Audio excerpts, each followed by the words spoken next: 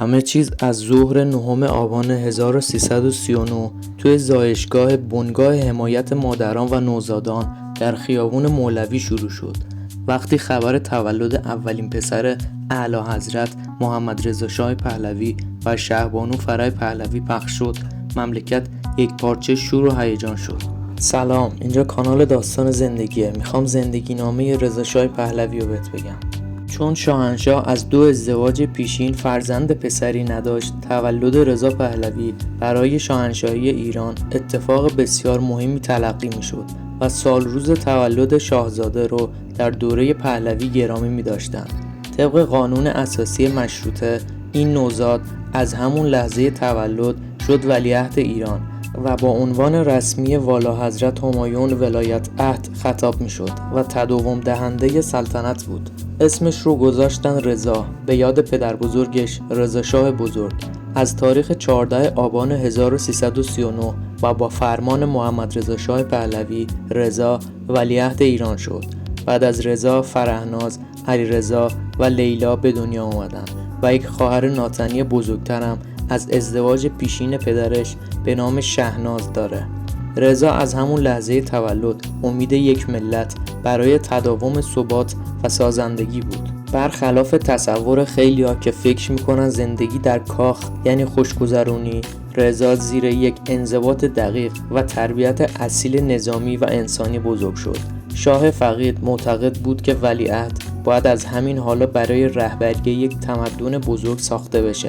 رضا از سنین بسیار کم مربی‌های برجسته ایرانی و بین‌المللی داشت که بهش زبان‌های خارجه، تاریخ، استراتژی و آداب کشورداری رو یاد میدادن.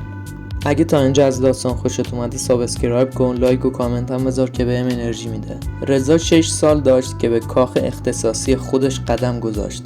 کاخ شاهزاده بنای قدیمی و کوچک احمدشاهی واقع در مجموعه نیاوران بود که قبل از نقل مکان رضا کاملا بازسازی شد. در اونجا اون تحت نظر یک معلم فرانسوی به نام مادمازل ژوئل فوبه و چند آجودان قرار گرفت. برنامه روزانه‌اش ترکیبی از زبان آموزی، آشنایی با تاریخ، آموزش آداب درباری و ورزش بود. این تربیت هدفمند رضا رو برای ایفای نقش آینده‌اش به عنوان شاه آماده می‌کرد.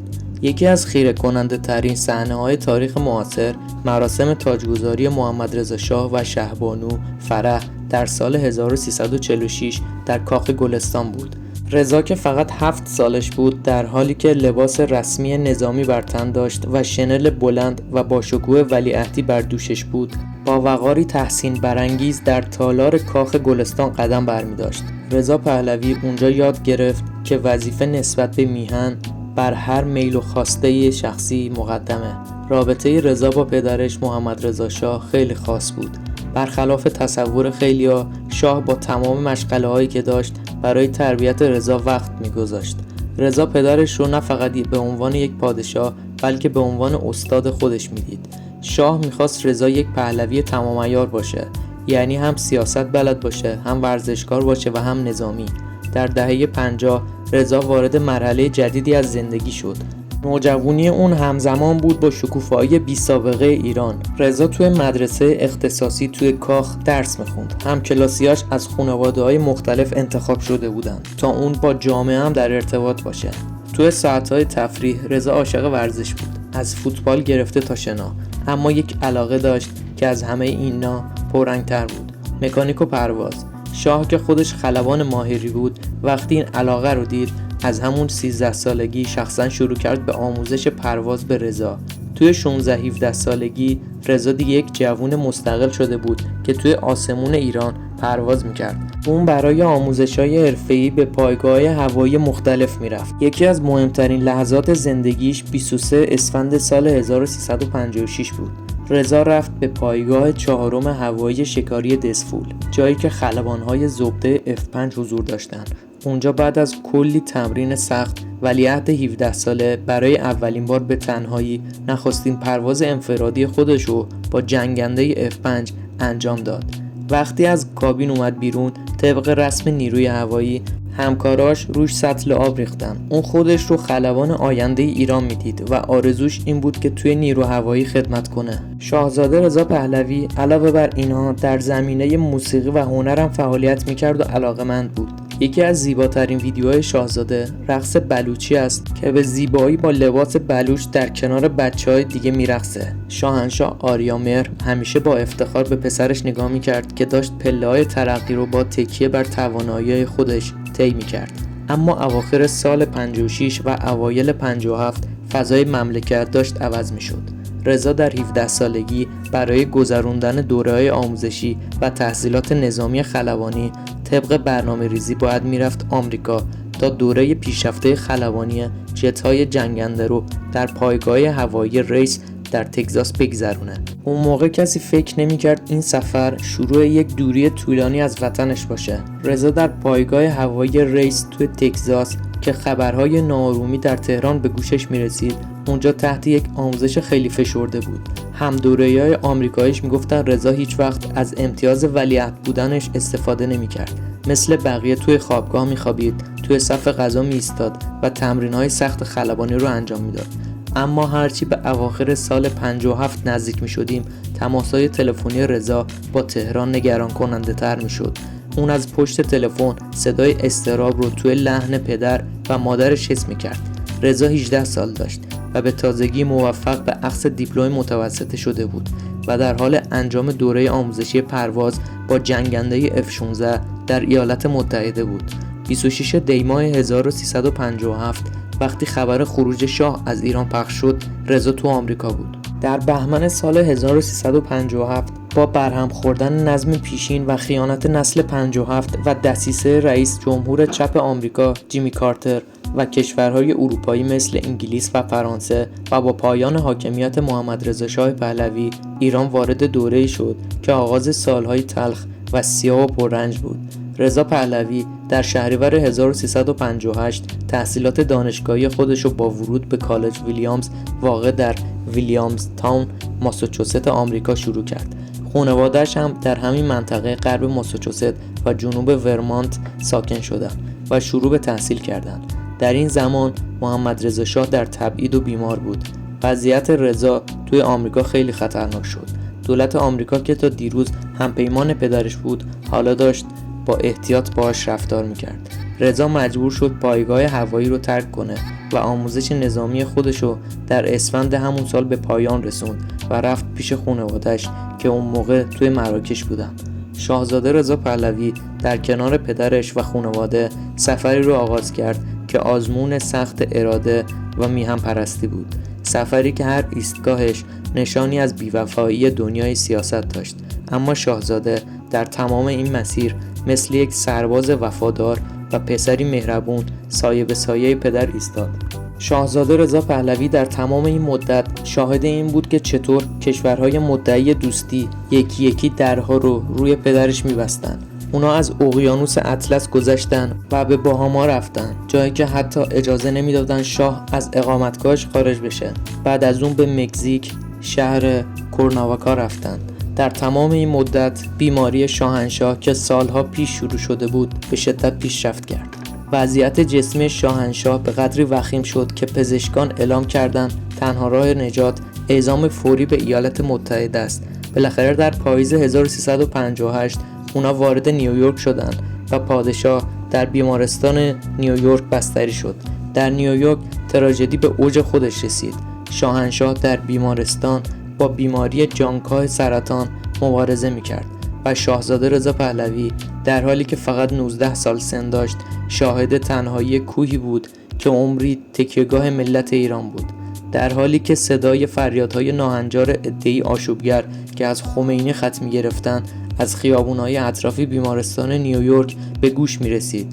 شاهزاده در سکوت سنگین اتاق بیمارستان دست پدر رو می‌فشرد. او در اون روزها بلوغی رو تجربه کرد که قرنها زمان می‌برد. تماشای پدری که با وجود رنج جسمی هنوز هم نگران آینده ایران و سربلندی ارتش و ملتش بود، فشار سیاسی در آمریکا به حدی رسید که اونا مجبور شدن نیویورک رو ترک کنن. ایستگاه بعدی جزیره کنتادورا در پاناما بود. اونجا شرایط از همیشه بدتر بود. تهدید به استرداد و رفتارهای نامحترمانه مقامات پاناما روح و جسم پادشاه رو فرسوده کرد. شاهزاده رضا پهلوی در اونجا نه تنها مراقب پدر بود، بلکه مسئولیت حفاظت و امنیت خانواده رو هم در اون شرایط پرتنش به دوش میکشید. در نهایت باز هم این انور سادات بود که مردانگی کرد و خانواده پهلوی رو به مصر بازگردوند. فروردین 1359 بود که وارد قاهره شدند. پادشاه مستقیما به بیمارستان نظامی معادی منتقل شد. تیر ماه 1359 قاهره در گرمای سوزانی فرو رفته بود، اما در بیمارستان نظامی معادی سردترین لحظه تاریخ برای خاندان پهلوی رقم خورد. شاهنشاه آریامهر در آخرین دقایق حضورش نگاهی به رضا کرد. اون نگاه یه وصیت‌نامه زنده بود. شاهنشاه در آخرین لحظات در حالی که پرچم سه‌رنگ شیر و خورشید بر بالای بسترش قرار داشت و خاکی از وطن رو به همراه داشت، مسئولیت صیانت از ایران رو به دستان جوان اما استوار رضا سپرد. شاهنشاه آریامهر محمد رضا شاه پهلوی در غروب 5 مرداد 1359 چشم از جهان فرو بست، اما پیش از اون شکوه و ارادهش رو در کالبد رضا دمیده بود. شاهزاده رضا پهلوی در اون لحظه جانسوز با قلبی شکسته اما اراده پولادین در مقابل پدر ایستاد و عهد کرد که تا آخرین نفس برای آزادی خاکی که پدرش عاشقانه به اون خدمت کرده بود مبارزه کنه.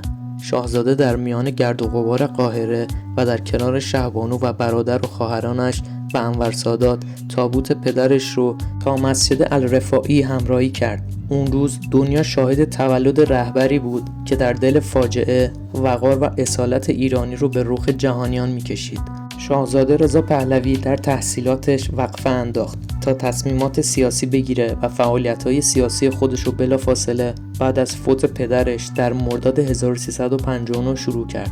بعد از درگذشت پدرش در سال 1980 از کالج ویلیامز ترک تحصیل کرد و در دانشگاه آمریکایی قاهره به عنوان دانشجوی علوم سیاسی ثبت نام کرد، اما حضورش در دانشگاه نامنظم بود. شاهزاده به تنهایی به مراکش نقل مکان کرد و به طور مکاتبه‌ای در دانشگاه کالیفرنیای جنوبی در آمریکا تحصیل کرد و در سال 1985 مدرک کارشناسیش رو در رشته علوم سیاسی دریافت کرد. چند ماه بعد، یعنی 9 آبان 1359، درست روزی که رضا 20 سالش تموم شد و طبق قانون اساسی مشروطه به سن قانونی رسید، در اون زمان که شاهزاده دانشجوی دانشگاه آمریکایی قاهره بود، در یک مراسم خیلی مهم در قصر قبه در قاهره خودش رو شاه ایران اعلام کرد و عنوان رضا شاه دوم رو گرفت.